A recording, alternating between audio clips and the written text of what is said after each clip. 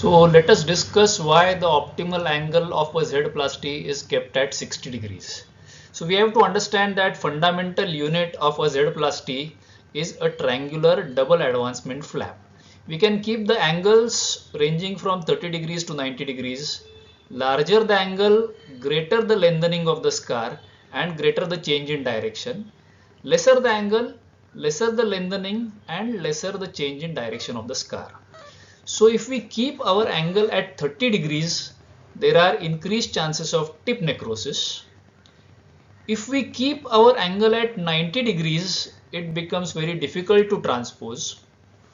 Whereas if we keep the angle of our Z plasty at 60 degrees, it gives us a 75% increase in scar length and a 90-degree change in the scar direction. That is why optimal angle of Z plasty is kept at 60 degrees.